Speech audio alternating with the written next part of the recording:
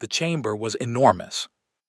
Not in the way that human buildings were enormous, not steel and glass reaching upward in defiance of gravity. The Grand Conclave Hall of Velith Station had been grown, not built. Its walls were living stone, veined with bioluminescent organisms that pulsed in slow rhythms like a breathing lung. The ceiling arched 400 meters above the floor, and from it hung the banners of 214 species, each one a civilization, each one a history stretching back thousands of years. Director Mara Solis had been in this room 11 times over her career. She had never felt comfortable in it. Not because of the alien faces surrounding her. She had made peace with tentacles and exoskeletons and beings that communicated through color shifts in their skin long before she took this posting. What made her uncomfortable was the weight of the place. The way every word spoken here echoed not just across the chamber, but across centuries. Today's session had been called with 36 hours' notice. Unusual. The conclave typically moved like a glacier, deliberate, slow, crushing only things that didn't notice it coming. Mara had noticed. She had been noticing for 3 years. She sat at the human delegation table, a small semicircle near the outer ring, the seating assigned to younger, less influential member species. Behind her sat her 2 aides, Tamaz, who was 26 and still believed in institutions, and Priya, who was 41 and had stopped believing in them around the same time Mara had. The High Speaker took the central dais. He was Velith, a species that resembled nothing so much as a 7-foot-tall praying mantis draped in ceremonial silk. His name was Chovarath, and he had governed this body for 60 years. He had seen wars begin and end from this platform. He had watched species discover faster-than-light travel and collapse into civil war within the same century. He looked tired. The conclave recognizes the motion put forward by the Dren sovereignty. His translator drone announced in 214 simultaneous languages, seconded by the Lyrathi Collective, and co-signed by 109 member states. The motion reads as follows. He paused. Mara already knew what it said. She had a copy on her tablet, passed to her by a sympathetic Oran diplomat 2 days ago. She had read it 17 times. Each time, she had felt the same sensation, not rage, not despair, but something quieter and older. Recognition. The motion proposes the formal exclusion of the human species and all associated colonial territories from galactic conclave membership, trade agreements, shared infrastructure access, and diplomatic recognition, effective immediately upon passage. The chamber hummed, not with protest, with agreement. Speaker after speaker rose. The Dren representative cited human unpredictability, a colony dispute on the Meridian border that had escalated because human soldiers had befriended the opposing Dren battalion, and then, impossibly, negotiated a local peace agreement that the Dren High Command hadn't authorized. They do not understand hierarchy, he said. They undermine stability wherever they go. The Lyrathi representative raised the biological concerns that had been circulating in xenobiological journals for decades. Humans healed from wounds that would kill most species. They consumed toxic compounds recreationally. They formed psychological bonds with creatures they had previously been trying to kill. They are fundamentally unstable organisms, she said, her color glands flickering amber with conviction. Their mere presence in mixed species environments creates unpredictable social dynamics. The McCarthy Guild representative, who Mara had always privately liked, said nothing during debate. He simply entered his vote and stared at the floor. There were 3 hours of speeches. Mara did not request the floor. Priya leaned close. You're not going to say anything.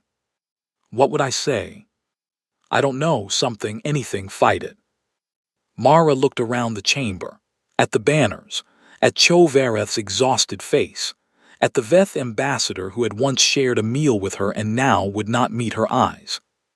They've already decided, she said quietly. This isn't a debate, it's a reading. The vote was called. 211 species voted in favor. 3 abstained. Not against abstained. The Oran Collective, the McCarthy Guilds, a small fungal species called the MHAS, whose representative was a drifting cloud of golden spores that never quite took solid form.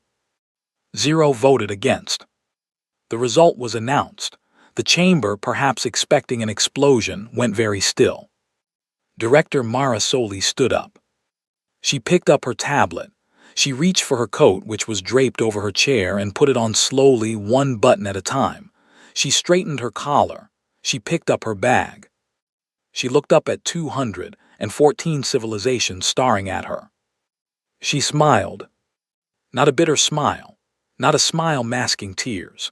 A genuine, quiet, knowing smile, the kind worn by someone who has just watched a long-expected thing finally happen and feels, above all else, relieved that the waiting is over. "All right then," she said, her voice carrying perfectly in the silence. "Good luck." She turned and walked toward the exit. Her heels clicked against the living stone. Tamaz scrambled after her. Priya stood for one moment longer, looked around the room with an expression that might have been pity, and followed. The doors closed behind them. The chamber was silent for a very long time. The Veth High Delegate, old, decorated, a veteran of 4 interstellar conflicts, turned to his aide and said, in a whisper that was somehow the loudest thing in the room, "Why was she smiling?" His aide had no answer. Nobody did. 3 months is not a long time in galactic terms. Civilizations measured their histories in millennia. Wars lasted centuries. Diplomatic disputes over border systems could simmer for 500 years before anyone bothered to resolve them. 3 months was barely enough time for most species to finish the paperwork that began a new policy. For humanity, 3 months was apparently enough to completely vanish. This was, to the conclave, deeply unnerving. There had been an informal expectation, unspoken but widely shared, of what human behavior following the shunning would look like.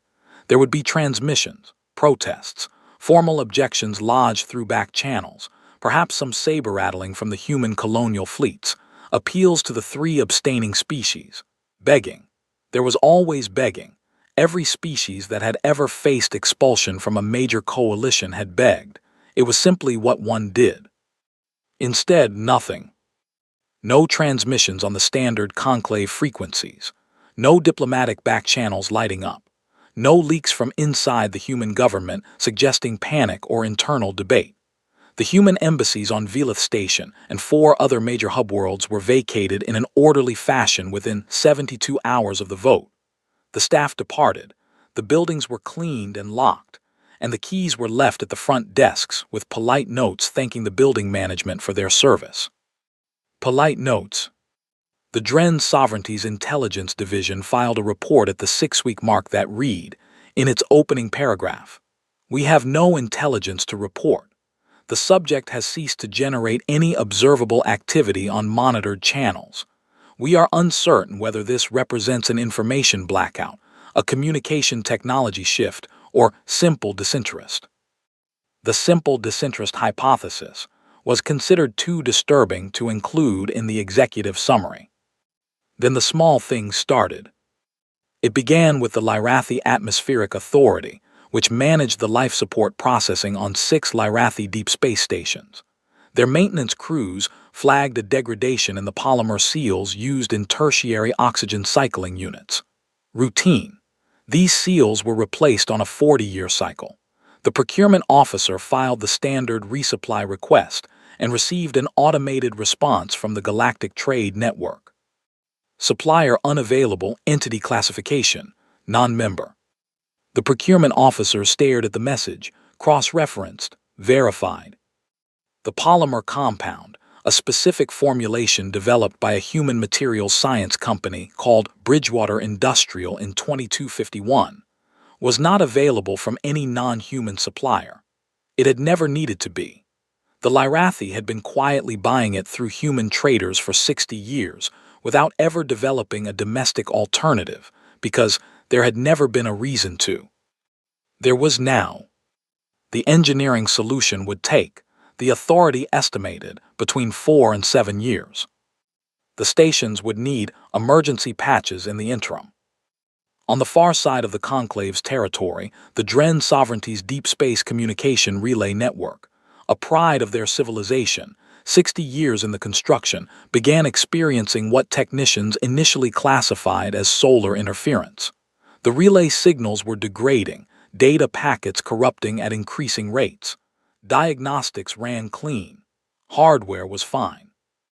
The problem was in the error correction layer, a piece of software so deeply embedded in the relay architecture that most Dren engineers didn't even know it existed. A very old engineer named Dakther, who had been working on relay systems since before the shunning, recognized it immediately. "It's the Adami protocol," he said. Nobody in the room knew what that was. A human programmer, Yusuf Adami, he wrote the base error correction algorithm that the entire galactic relay standard is built on. In 2271, his firm licensed it to the conclave infrastructure body. The license renewed automatically every 5 years. Dakther paused. The renewal date was last month. The room went very quiet. "He didn't renew it," someone said. "No," Dakther said, "he didn't." There was no malice in it, the legal team later confirmed. The license had simply not been renewed. The human firm, now classified as a non-member entity, was under no obligation to continue offering it. They had sent no notification because, technically, the burden was on the conclave to maintain the relationship. The conclave had voted to end that relationship. The worst case came from a Veth medical cruiser operating in the Kelvar Expanse, a deep space humanitarian mission, genuinely noble, treating an infectious outbreak in a Veth colony cluster. 17 patients were lost to a surgical complication during a mass casualty event. The complication was a known issue, a vascular reaction to the standard anesthetic compound when used in conjunction with a specific antibiotic. It had killed Veth patients for decades, until human doctors had identified the interaction in 2289 and published the solution in the Universal Medical Repository. That repository was now access restricted, for non-conclave entities only. The Veth chief medical officer sent a furious formal complaint to the Conclave Council. The Council, in emergency session, sent a request to the human government for a humanitarian access exemption. The response came from Director Solis' office, her first official communication in 3 months. 4 words. "We don't work there." The High Speaker read the message 3 times. He thought about the smile. He thought about the coat being buttoned, 1 button at a time. He thought about a person who had known, absolutely known, that this moment was coming. He sat back in his chair, closed his compound eyes, and said nothing for a very long time. Unit designation, Kale 7. Classification, Synthetic Observer. Status, Active Passive Monitoring Protocol. Kale 7 had been stationed in the outer system of Sol, Earth Star, as part of a conclave xenosociological research program that had ended, for budget reasons, in 2287. The program had been shut down. The research team had departed. Kale 7 had been flagged for decommission, and then in the shuffle of bureaucratic reorganization, forgotten. It was a patient machine. It had continued its original function: observe, record, file reports to a server address that no one was reading anymore. After the shunning vote, that server address was reassigned to a conclave intelligence archive, and someone, a junior analyst named Ven of the Veth Intelligence Corps, noticed an incoming data stream from a unit that shouldn't exist anymore. She opened the files expecting corrupted junk data. She found 3 months of continuous observation footage from inside human civilization. She called her supervisor. Her supervisor called his director. Within 48 hours, there were 11 intelligence officers from 5 different species gathered around a holoprojector on Velith Station, watching Kale 7 recordings in complete silence. What they saw made no sense. Earth was fine. Not just fine. Earth was enthusiastic. In the first week after the shunning, there had been news coverage, debates on human broadcast networks, opinion pieces, political commentary, some anger, some fear, a significant amount of dark humor. But even in that first week, there was something else underneath it, a sense of energy, almost excitement, that none of the analysts could categorize correctly. By week 3, the energy had fully taken over. Research stations were operating at double capacity. The human colonial fleet, which the conclave had quietly assumed would be in disarray without access to galactic trade routes, had redirected entirely to internal supply runs and was visibly, measurably more efficient than it had been under conclave logistics frameworks. Human engineering teams were filmed in laboratories laughing, actually laughing. One clip that had gone viral on human networks showed a group of materials scientists celebrating what appeared to be a breakthrough in closed-loop atmospheric processing, jumping, cheering, spraying each other with a beverage.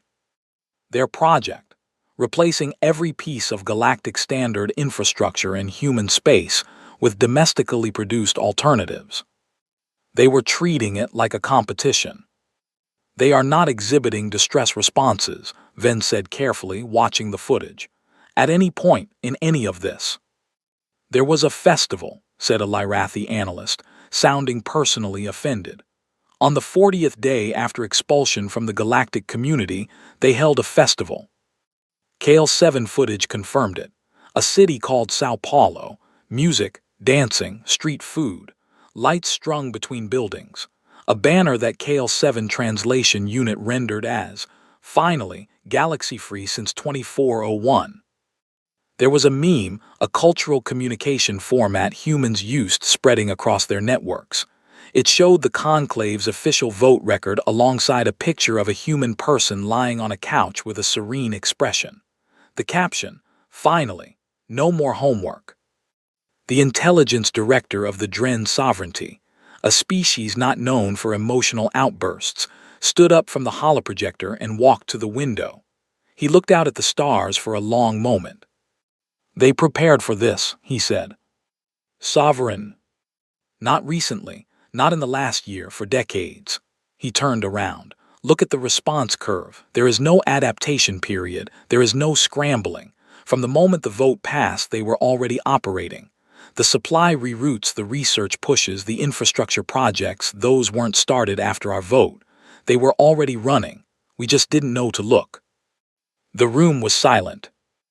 Venn pulled up a secondary file, an analysis of human historical records, centuries of Earth's own history, economic embargoes between nations, trade sanctions, isolationist policies, civilizations cutting themselves off from neighbors and either dying or, sometimes, emerging stronger. Humanity had been playing this game against itself for thousands of years. They had lost. They had won. They had been destroyed and rebuilt. They had perfected the art of surviving exclusion the way a species that evolved in a desert perfected the art of finding water. They knew we'd do this, Venn said quietly. They knew because they are us. In a way, they've been every role in this story, the excluder and the excluded. They wrote books about it. They made art about it. She looked around the room. They taught their children about it. She pulled up one final clip from KL7 archives. A human school. Children, maybe 10 years old. A teacher at the front of a classroom, and on the display behind her, a lesson title. Economic Resilience and Self-Sufficiency. What history teaches US about standing alone? They were teaching this, Venn said, 17 years ago. Nobody in that room slept well that night. The Aran Collective's homeworld was a cold planet, perpetually overcast, its oceans dark and deep, its people a slow-moving, long-memoried species who communicated through a language that incorporated the past tense into every sentence. In Aran, there was no word for the present that didn't carry the weight of what had come before. Senior Delegate Aronam had represented the Aran Collective at the conclave for 30 years. She had voted against the shunning, or rather, abstained, which in Aran political culture was as close to a defiant no as one could express without triggering a diplomatic incident. Her reason was simple. We were shunned once, she had told her government before casting the abstention. The conclave majority in the 4th century of the Common Galactic Era voted to exclude the Auran Collective from trade frameworks for 412 years. We remember what it felt like. We remember what we did. We do not vote to do it to another. 3 months after the vote, an encrypted communication arrived at the Auran diplomatic complex. It was routed through 7 relay systems and had a header that identified its origin as a private human communication firm, not the human government. Aranam opened it. It was a single line of text, followed by coordinates and an access code. The line read, "You've always been thoughtful. We think you might like what we're building. No pressure, the door is open." The McCarthy Guild Master, a being like a brass engine given sentience and ambition, received a similar message, though hers came with an attached financial projection document that was 300 pages long. She read all 300 pages, twice. Then she sat back in her chair, which groaned under her considerable mass, and laughed. The McCarthy laugh sounded like a factory running at full capacity, rhythmic, industrial, somehow warm. Her chief economist poked his head in. "Master, they're building a second conclave," she said. "I'm sorry. Look at this." She sent the projection to his terminal. "They're calling it the Open Compact. 22 founding members so far, mostly fringe species, small civilizations, a few independent station clusters. Nobody powerful. Nobody the conclave pays attention to." She pointed at a curve in the projection data. "But look at the growth rate. Look at what they're offering." Her economist studied it. His eyes, 6 of them, arranged in a crescent, widened gradually. "Shared ownership," he said. "Not licensing, not trade agreements with clauses and exclusions and renewal cycles. Shared ownership. They're offering member species co-development rights on all new technology and infrastructure. Permanent. No revocation clauses." She leaned forward. "You know what that's worth in 100 years.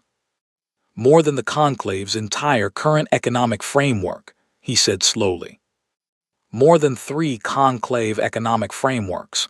She reached for the communication and read the message again. "They didn't send this to every species. They sent it to the ones who abstained, the ones they think are reasonable." She looked up. "You know what that means?"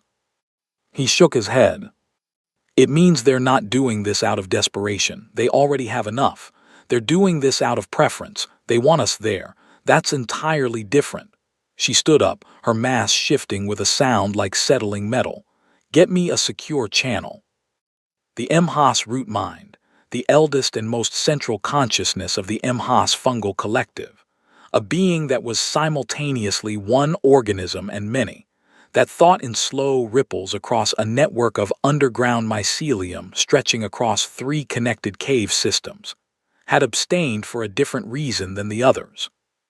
When the vote had been called, the MHAS representative cloud had simply pulsed once and said, in its deep, resonant, echoing voice, "We do not understand humans well enough to fear them properly. That is the most dangerous kind of ignorance. We will not vote on what we do not understand." The message they received was different from the others.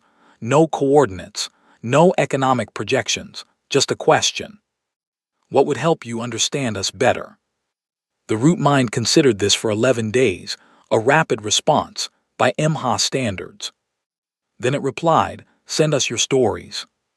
Within a week, humanity sent the root mind a data package containing every piece of fiction, history, biography, and mythology they had ever committed to a digital format.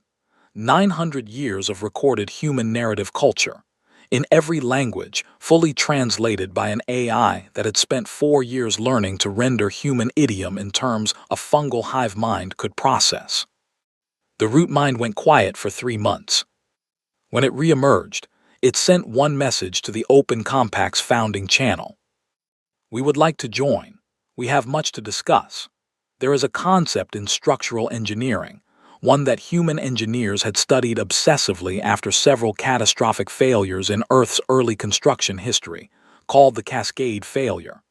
It describes the way a complex system, built with too many interdependencies and too few redundancies, doesn't fail slowly.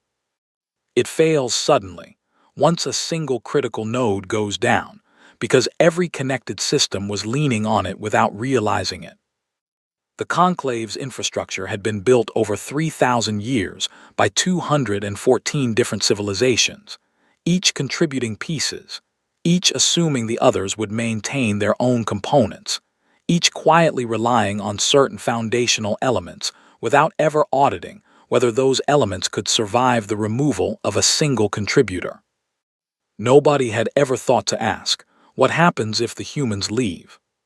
The question answered itself. Month 4.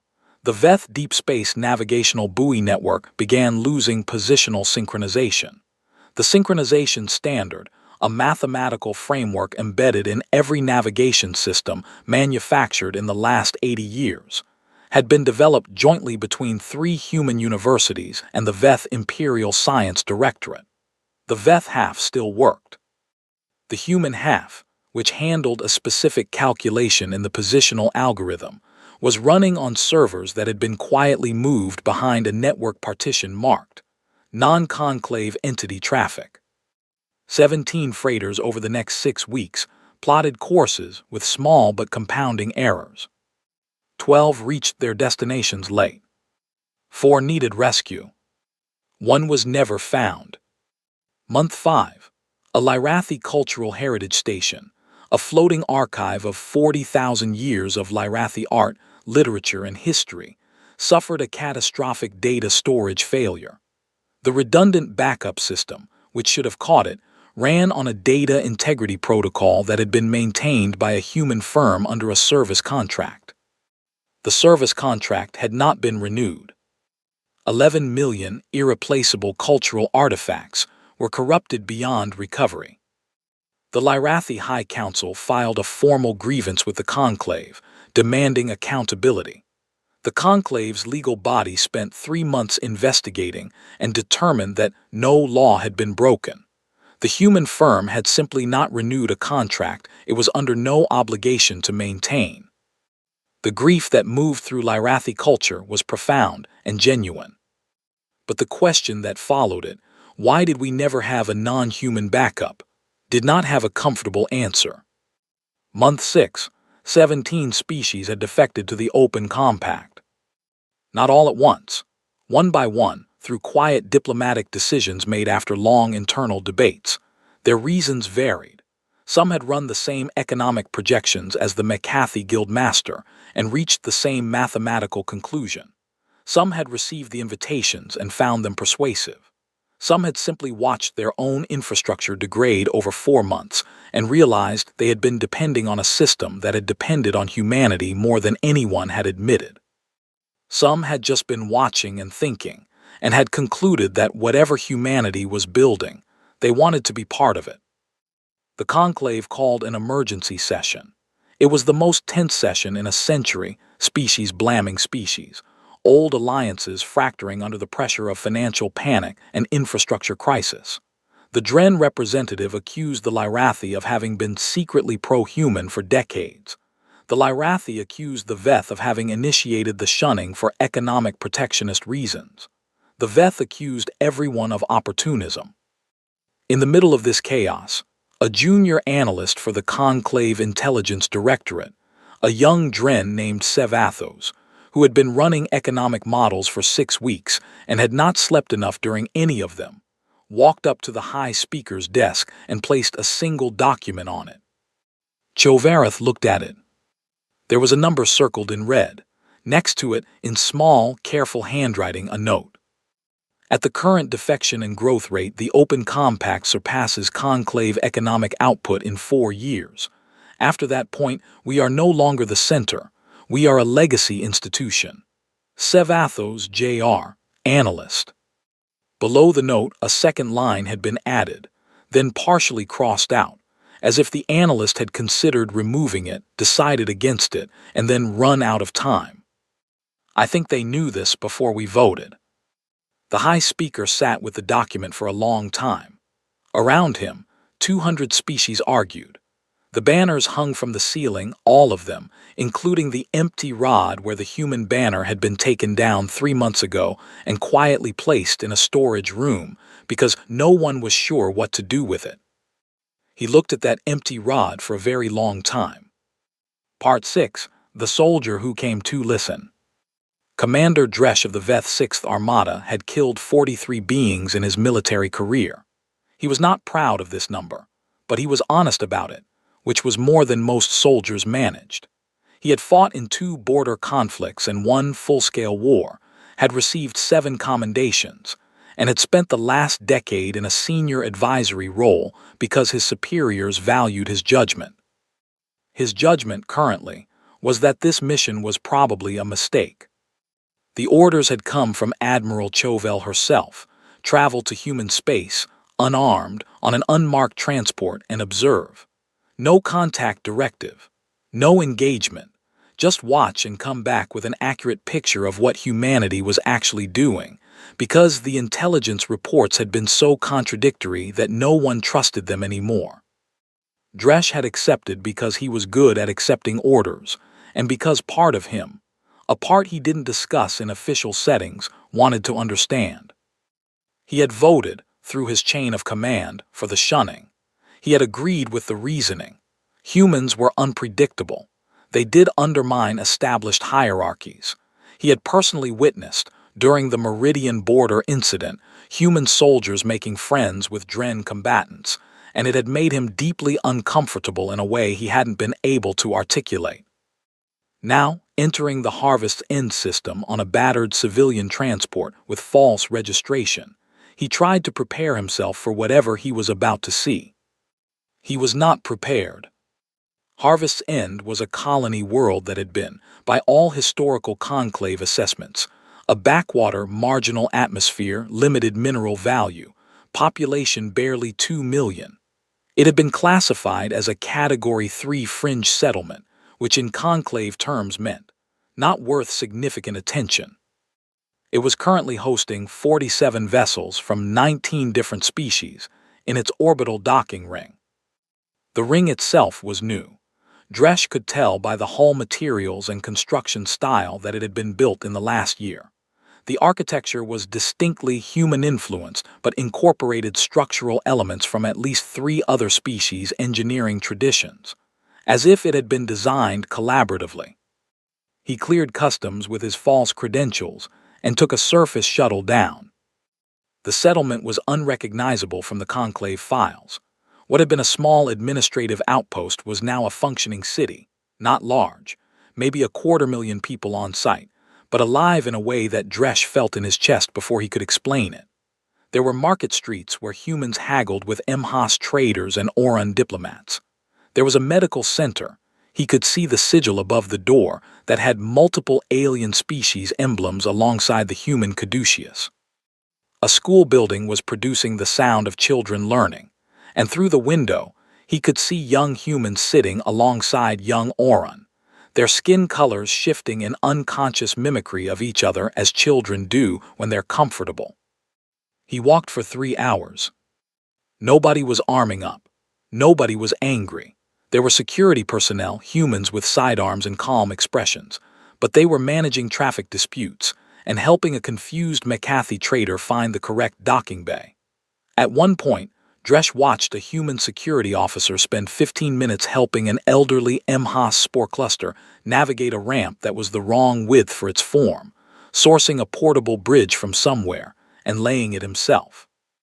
Dresch sat down in what appeared to be an open-air food establishment and ordered something by pointing at a random item on the menu. It turned out to be tea. He sat there for a while, watching, trying to reconcile what he was seeing with the intelligence reports, with the shunning vote, with every piece of analysis that had told him humans were destabilizing. An old man sat down across from him. He was perhaps 70, white-haired, broad-shouldered, with the kind of face that had been lived in hard and come out the other side at peace. He had the bearing of a former soldier, and Dresch, being a soldier himself, recognized it immediately. The old man looked at Dresch with the specific directness of someone who had long ago run out of patience, for pretending not to notice obvious things. "First time in human space?" he asked. His translator pin rendered it in Veth standard. The accuracy was perfect. Dresch noticed the pin was a newer model than anything currently on conclave markets. "Yes," Dresch said. "Your Veth, third crescent neck markings, military posture, eyes tracking exits since you sat down." The old man shrugged. "I was in the service for 30 years. I know how soldiers look when they're trying not to look like soldiers." Dresch considered denying it, found he didn't want to. "Is that a problem?" "Nope." The old man signaled the server, a human teenager who arrived with 2 fresh cups without being asked for a second. "We get a few of you, observers, intelligence types. We don't stop them because we don't have anything to hide." He wrapped both hands around his cup. "Are you scared?" The question was so direct that it bypassed every diplomatic reflex Dresch had developed over 40 years. "A little," he said, and was surprised to find it was true. The old man nodded slowly, as if this were the most sensible thing he'd heard in some time. "Good," he said. "That's honest. We can work with honest." They sat in silence for a moment. Around them, the city moved. "Why are you doing all this?" Dresch asked finally. "The compact, the open membership, the shared infrastructure. You could have, after what the conclave did, you could have turned inward, fortified, built walls." The old man looked at him for a long moment. "We tried walls," he said. "For about 10,000 years. It didn't work out great." He looked out at the street, at a MHAS cloud drifting past a human fruit stall, delicately sampling the atmospheric molecules of a dozen different exotic foods. "This works better." Dresch filed his report the following morning. It was 42 pages long. His commanding officer read all of it, which was unusual. The final assessment was 3 words. "We were wrong. The invitation was not phrased as a concession." That was the first thing Mara Solis noticed when it arrived. In her experience, invitations from wounded institutional powers always smelled like concessions. There was a particular diplomatic language that bodies used when they needed something and didn't want to admit how badly they needed it. All passive constructions and careful distancing from any phrasing that might imply fault. The conclave's message was different. It was short. It was written in plain galactic standard without the usual formal register. It said, in essence, "We would like to talk, not to negotiate, to understand, if you are willing."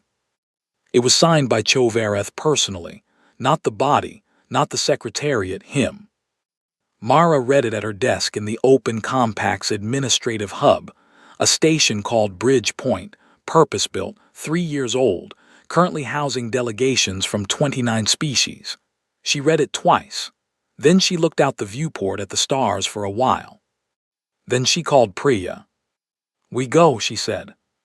Priya, who was now the Open Compact's chief of diplomatic operations and had not slept a full night in 2 years, said, "Conditions?" "None." A pause. "None." "None. We walk in the same as we walked out." Myra almost smiled. "With our coats." The conclave hall looked the same. The living stone, the bioluminescent veins, the banners, 211 of them now, 3 rods empty where the abstaining species had quietly removed theirs when they joined the compact. Mara's delegation was small. Her Priya Tamaz, who was 29 now and had stopped believing in institutions but had started believing in something harder to name, and 4 advisors. They were given the inner ring, not the outer seating where fringe species sat, the inner ring where old powers held their ground. The chamber was very quiet. Chovereth had aged in 2 years. He looked it. He took the central dais, and for a moment he simply looked at Mara, not with calculation, not with diplomatic assessment, but with the particular tiredness of a being who had been wrong about something important and had spent a long time understanding that. "Director Solis," he said, "thank you for coming." "Thank you for asking." "I will dispense with formality," he said. "The conclave is in difficulty. I think everyone in this room understands the degree of that difficulty and does not need it performed for them.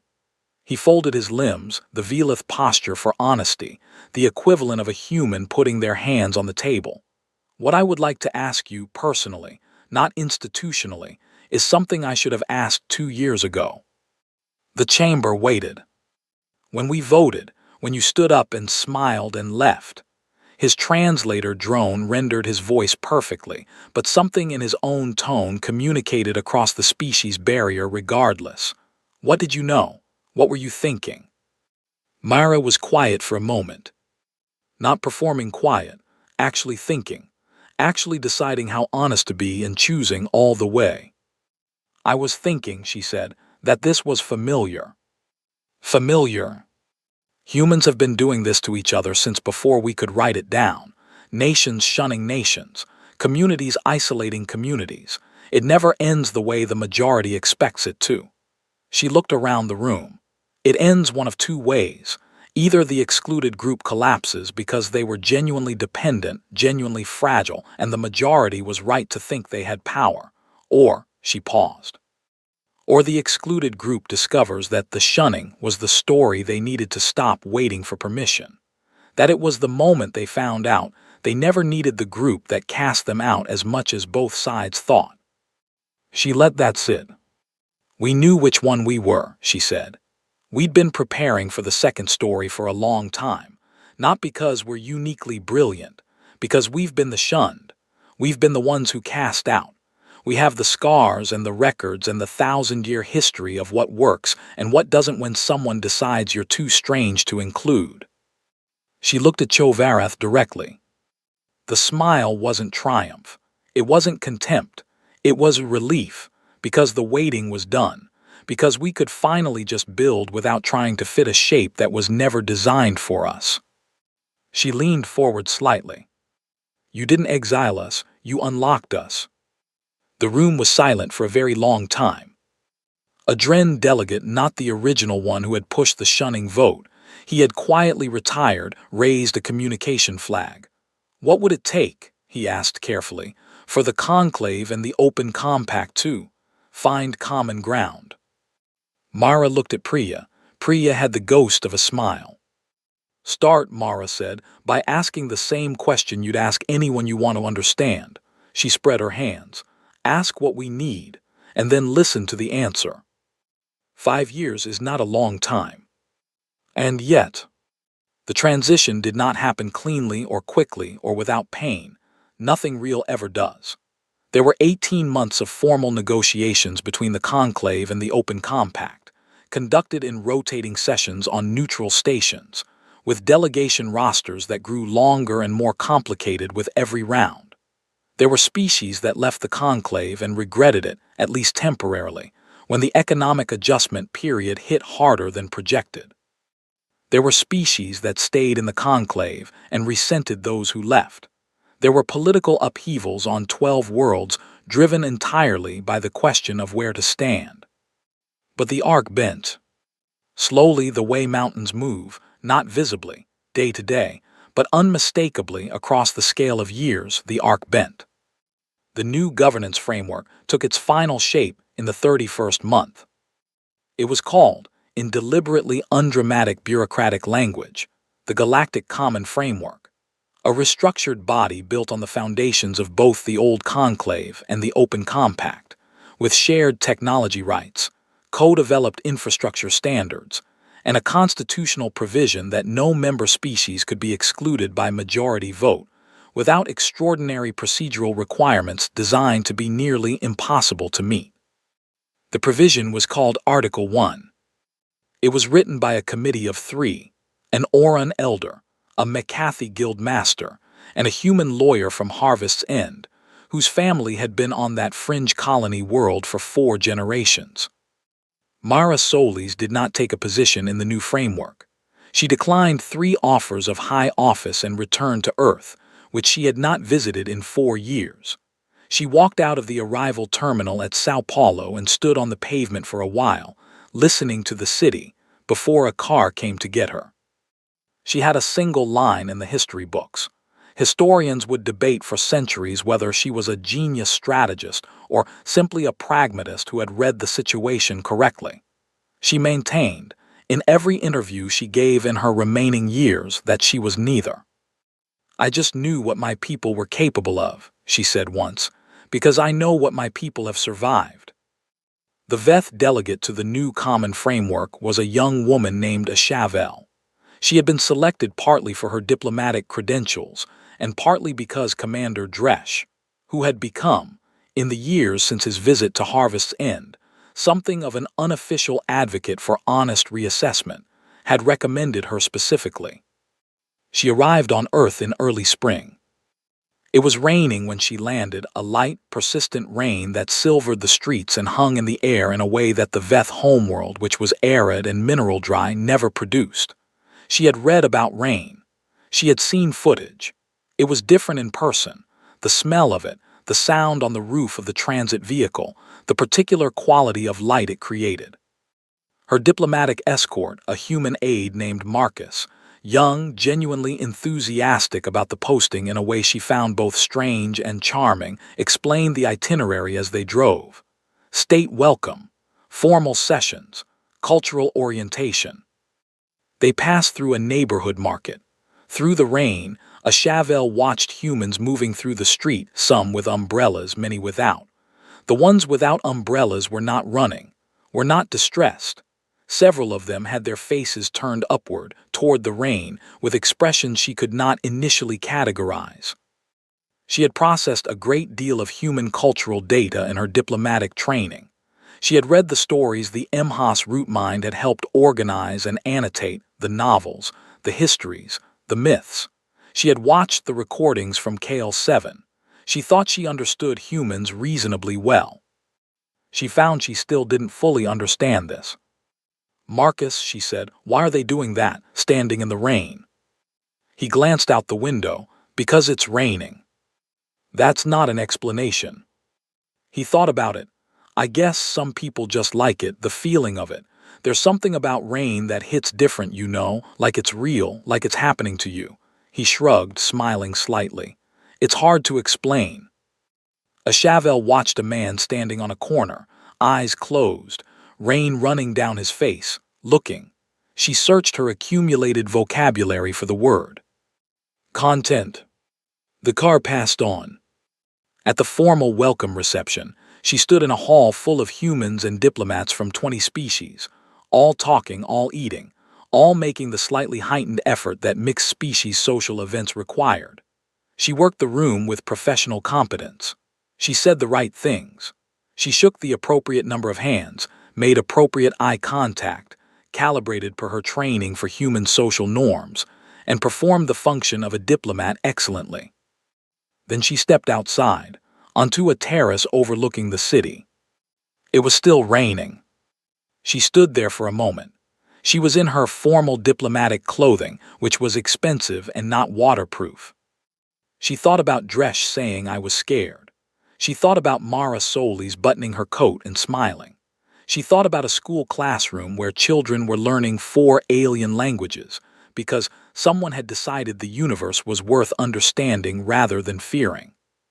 She thought about the empty rod in the conclave hall where a banner had hung and then come down and gone into a storage room and then, 2 years ago, been cleaned, repaired, and rehung. Not in the outer ring. In the inner ring where it had always, if anyone had been thinking clearly, belonged. She tilted her face up toward the rain. It was cold. It was entirely uncomfortable.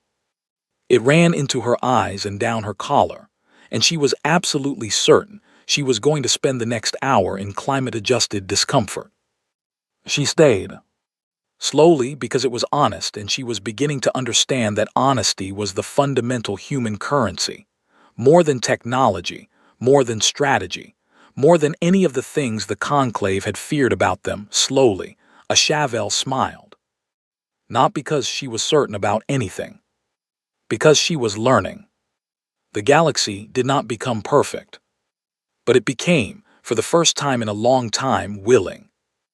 And that was enough to begin. Finn.